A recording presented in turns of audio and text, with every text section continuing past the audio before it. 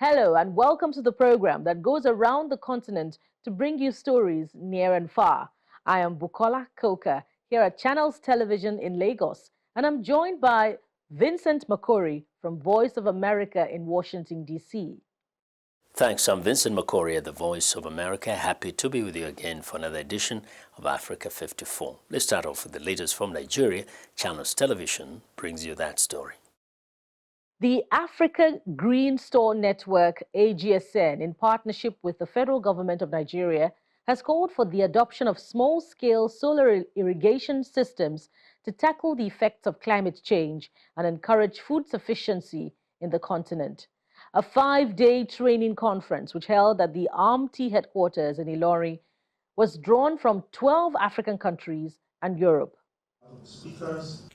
The participants came from such countries as Nigeria, Benin, Algeria, Cameroon, Italy, Germany, Mozambique, Burkina Faso, Senegal, Ethiopia, Malawi, Kenya, Mali, Togo and Cote d'Ivoire, while other agencies involved include Humboldt Universitat, Zuberlin, Slay and Giz.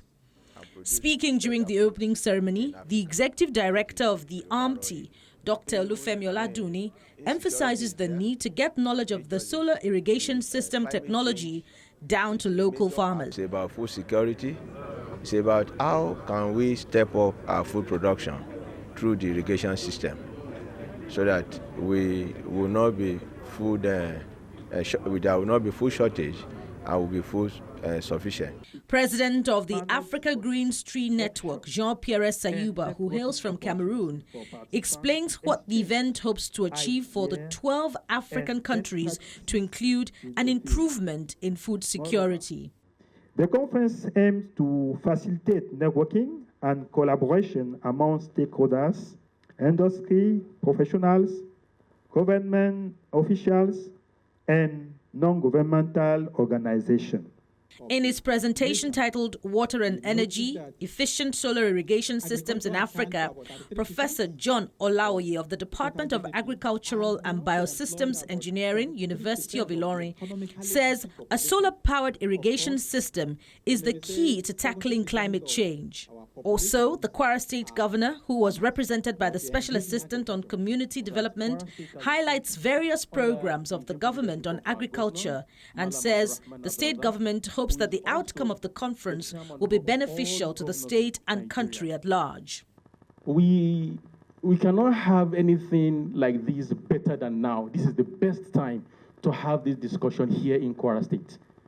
When we have food security challenges and some other things, we're always looking out for partnerships to see how we can enhance our productivity as far as food production is concerned. At the end of the conference, the 12 countries represented here are expected to build a network that will serve as a platform for information and ideas sharing to enable them entrench food security for Africa and the globe. Joining us now to discuss solar-powered irrigation systems to fight climate change and encourage food sufficiency is the Executive Director and Chief Executive Officer of Agricultural Rural Management Training Institute, AMT, Dr. Olufemi Oladuni. Thank you so much, sir, for joining us on the program. Thank you. Let's begin with the basics. How can solar-powered irrigation systems mitigate climate change's effects on agriculture?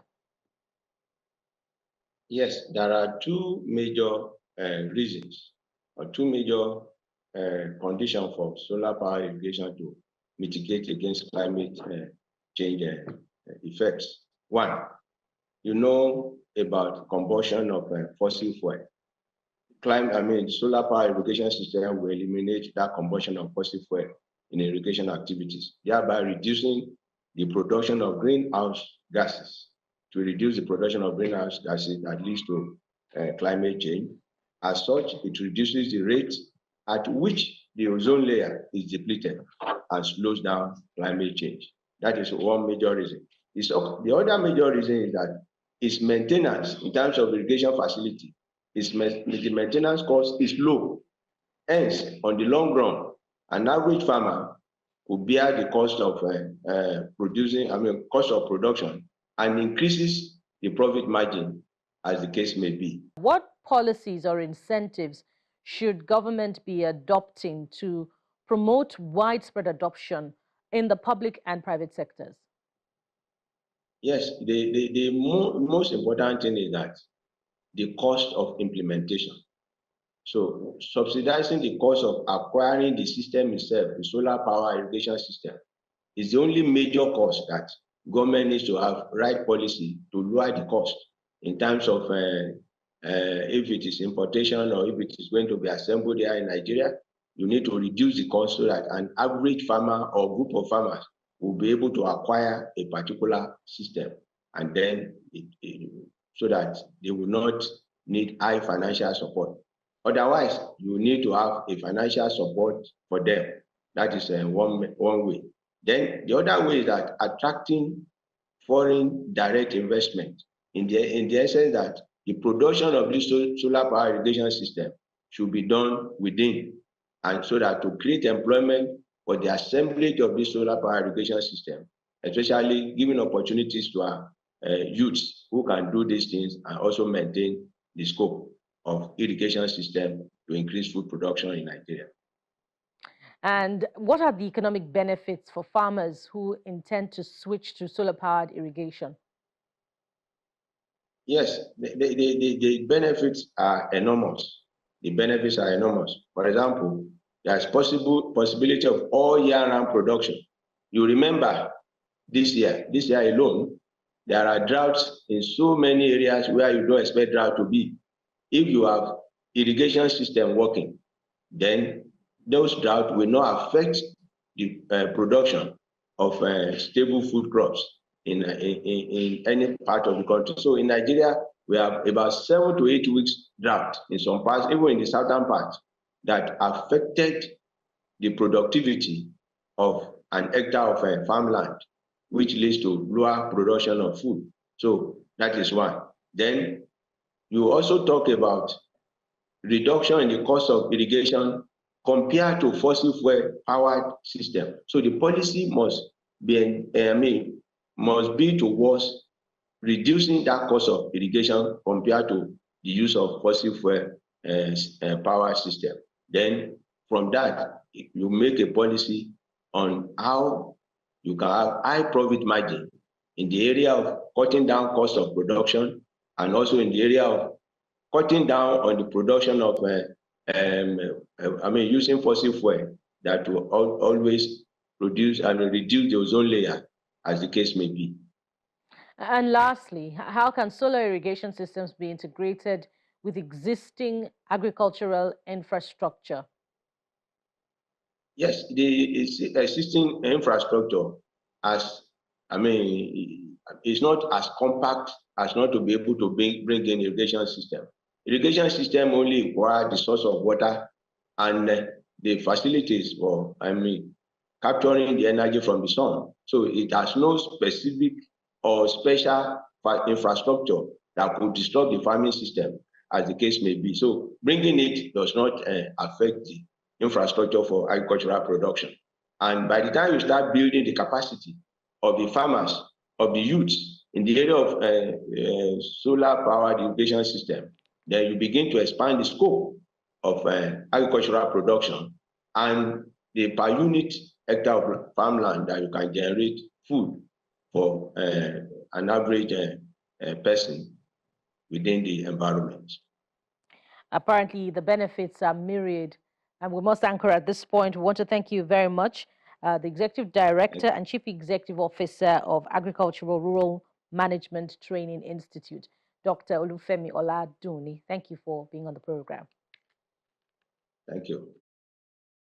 We want to know what you think about Africa 54 and the stories we cover. Join the conversation on Facebook. The address is Africa 54, and check out our headlines 24/7 on voaafrica.com.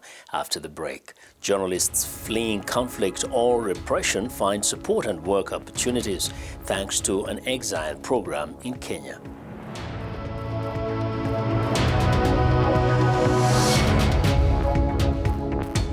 Welcome back to Africa 54. I'm Vincent Makori in Washington.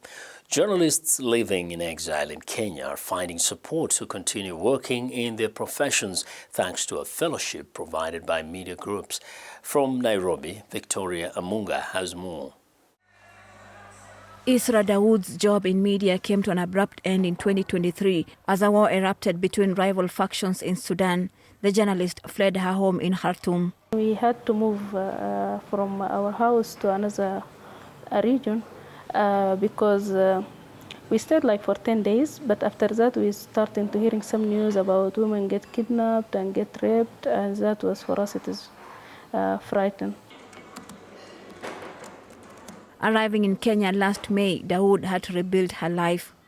Thanks to a media support program, she had a helping hand.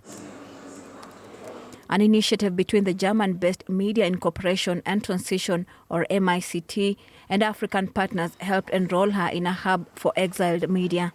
She received a MICT fellowship that includes financial and legal help and safe working spaces for journalists affected by conflict in Sudan and East Africa. She also received training and connections to media outlets that can publish her work. I wrote 3 articles, of course, under the supervision of the project. So I always, when I was sending the materials, sometimes they have small maybe comments that you should focus on this, you should write this. I think this a good learning process. So far, the hub has helped at least 80 journalists globally, 15 of them in Kenya. A panel reviews and selects applicants. The fellowship usually runs for about 3 to 4 months, and the holistic support structure consists of 7 concrete modules which are offered on an individual basis and include livelihood support, security considerations, mental and physical health support, integration and legalization offers. Partners in the program, like the International Press Association of East Africa, or IPA, help by setting up press credentials and finding publications willing to pay for articles.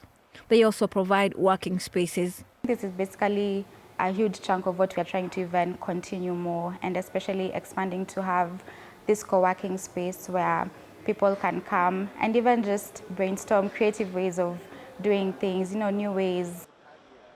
Conflict and repression are forcing hundreds of journalists to exile each year, say UNESCO. You also have journalists who face political repression, legal harassment, censorship, risk of retaliation from criminal groups, or simply lack of job opportunities and weakening media landscape.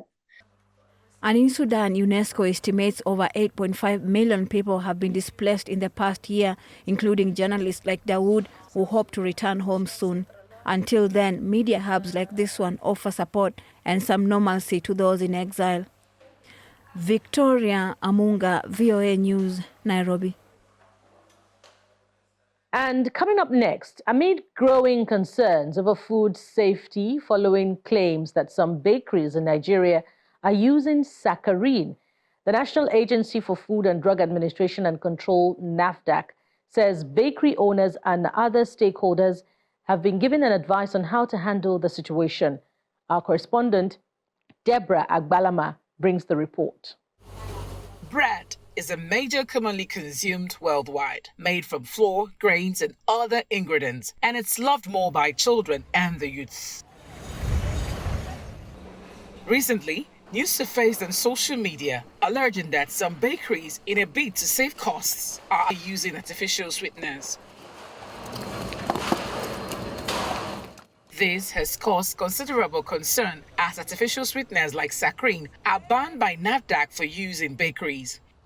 The World Health Organization, WHO, advises against its use due to potential health risks, including addiction and chronic non-communicable diseases like cancer, diabetes, and liver issues. We contact several bakeries through the information provided on their products. After several rejections, one bakery agreed to show us their processes and recipes, claiming they had nothing to hide. As an association, Master Bakers Association, we discourage that totally.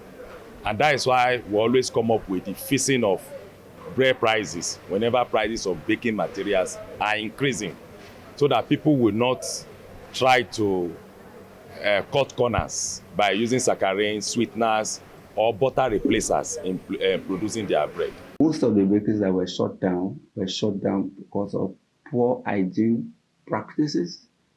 Secondly, because they were not registered. And we've not had cases of the use of either saccharin or bromide. NAFDAC's response might have allayed fears and doubt tension created by this rumor that raised public concerns. However, the refusal of some bakeries to show their bread-making processes to us leaves some unanswered questions. It remains crucial for regulatory bodies to ensure strict standards while educating the public on the risks associated with artificial sweeteners. Ensuring food safety must be a collective responsibility between the manufacturers, regulators, and consumers. What I have in my hand is bread. Bread is healthy, but what kind of bread are you eating? From Port Harcourt, the River State capital, Deborah Balama, Channels Television News. A group of young African students is shooting for the stars thanks to a program called Pathways to Space. Aerospace company Boeing and a South African science organization backed an education program that just celebrated its first batch of graduates. Vicky Stark reports from Cape Town. Over 300 students from schools in Ethiopia, Nigeria and Tanzania have just finished the 5-month extracurricular Pathways to Space program. In this theoretical and hands-on course, the students built and tested payloads for a high-altitude weather monitoring balloon. The goal was to send up a carton of eggs and have them returned to Earth unbroken. Henok Tefera Shawl is with aerospace company Boeing, the program's sponsor. He says he's proud to be involved in space industry education in Africa. This is a sector that has a potential of transforming our continent, and we're glad to partner with those countries that have launched space programs, such as here in Ethiopia, in Tanzania, and in Nigeria. Shaw says the program had to include 50% girls, and the program will continue to maintain this parity going forward. And of course, in this area, the participation of girls is very important because they're heavily underrepresented. And we're also happy to see that it was a very diverse set of kids which came from all over Ethiopia. Girl students like Helena Mulugeta say they loved the program and want more opportunities. I have participated in other programs, but nothing like this because this has helped me apply the skills I know and the theories that I know, and it has also enhanced my knowledge in the aerospace engineering field and in other parts of space science. Everyone, 3, 2, 1. Lift off! The Ethiopian students marked their graduation with a high-altitude balloon launch from Sululta, Ethiopia on July 10. After 5 hours of flight, the balloon landed in Ambo, which is 186 miles west of the launch site. Organizers say all the eggs in the payloads returned uncracked. The program is an initiative of the non-governmental organization Future African Space Explorers STEM Academy, or FASISA. Boeing and FASISA say they will be expanding the Pathways to Space program to other African countries, and starting next year, will have both in-person and online training sessions. Vicky Stark, VOA News, Cape Town. The Igbo community recently gathered to celebrate their Heritage Day in a vibrant and culturally rich event. A large number of young persons aimed to teach Nigerian youth living in South Africa about the traditions and customs of the Igbo culture. Our South Africa correspondent, Innocent Samosa, brings the report. It was a day filled with color, music and tradition as the Igbo community in South Africa came together to celebrate Heritage Month. The event focused on educating young Nigerians living in South Africa about Igbo culture, ensuring that the next generation stays connected to their roots. Attendees were treated to a demonstration of a traditional Igbo wedding The event not only celebrated the culture, but also provided a platform for young people to learn and carry these traditions forward. The president of Igbo Nation in South Africa had this to say. One of the things that came into me it's to build up a lasting legacy, because it's not about us, because most of us are getting old. We need to hand over the batons to the younger ones. That is what you see today. Organizers emphasized the importance of preserving cultural heritage, particularly for youth living away from home, to ensure that the customs and values of Igbo people continues to thrive. The purpose, literally, it has been lovely 3 months, and the purpose was to bring the Igbo youths together, to groom them. A lot of them don't know where they're from. They don't know, they just know that my father is a Nigerian, that's it. Indeed, a celebration of Heritage Month in style. From Johannesburg, South Africa, Innocent Samos, Channels Television News. In Mozambique, 2 young innovators are using recycled resources to improve lives in their community. Amariel Gule has the report from Maputo. Under the shade of a mango tree, 17 years old Nélio Mazivila has built a makeshift laboratory. It's where he repairs electronics and household appliances using scrap from other gadgets. A maior parte do material que uso aqui é reciclado, material de sucata. Most of the materials that I use are scrap, taken from old television and amplifiers. But if I need the material urgently, I go to the center that sells and buys scrap metal. Other than that, my friends and neighbors have given me old appliances. Mazivila says he can provide clean, sustainable energy and lighting with batteries by using something called an inverter. To change the battery's direct current to alternating current that runs most home appliances and lighting. Mazivila says it worked in his house, so should be able to work in an entire city block. O dispositivo é inversor. The device is an inverter that inverts direct current from a battery to alternating current for residential use. With the device I have here, I can power 3 to 4 houses. Alimentar 3-4 casas. A few blocks from Nélio's lab, another 17-year-old young man, Clayton Mishak, began his journey of invention by building toy cars and robots, although his real passion was drones. Using carbon fiber and FPV, or first-person view cameras, he developed a faster and robust drone that could be useful for mapping food-prone areas to assist in rescue missions. My goal was to use drones in places that are difficult for humans to reach during floods. That's when I thought about making the drones indestructible, flexible, and fast. Clayton intends to continue researching to take his invention to a higher level. What also motivated me was not to leave Mozambique behind in terms of knowledge. So as I have knowledge of these types of drones and the research that is being done in other countries, I ended up creating something that could show that in Mozambique there's also knowledge. Despite having no formal education and never having met in person, both young innovators continue to inspire each other through social media. They now hope that public and private companies and individuals will come and enable them to grow their expertise and their future. Amarilis Gule, VOA News, Maputo, Mozambique. And that's our show for today. You can find all the continent's top news and world news online at voaafrica.com. Check it out.